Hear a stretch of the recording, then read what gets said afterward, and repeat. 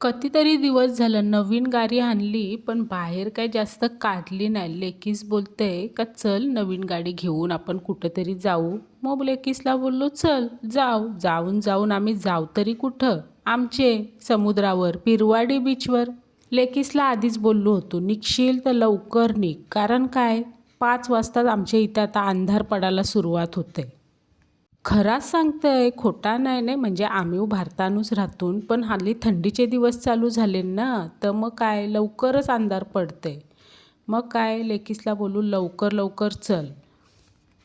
येताना मिनी गाडी आणली. लेकीस बोलते आता मला चालवू दे, माझी गाडी मला चालवायलाच नाही भेटली. मग लेकीसला बोललो घे बाय घे तुझी गाडी, आता तू चालवून बघ.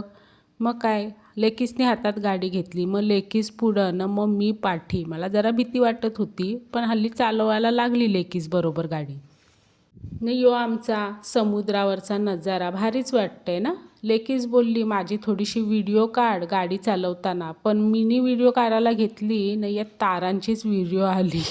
काय बोलशील आता. लेकीच बोलताय जाम भारी व्हिडिओ काढलीस गा.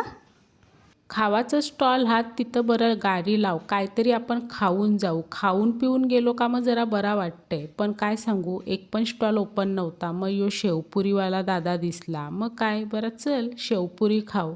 एक शेवपुरी घेऊ ना आपण दोघी मिळून खाऊ. मग काय यो एकच दादा असतं पिरवाडी बीचवर शेवपुरीवाला, पण टेस्ट एकदम भारी, जाम भारी टेस्ट असतं. आलं का खाऊन बघा. मग काय बसलो न मग ये डॉगेश दादा दिसलं. या डॉगेश दादांना बोललो बाय बाय.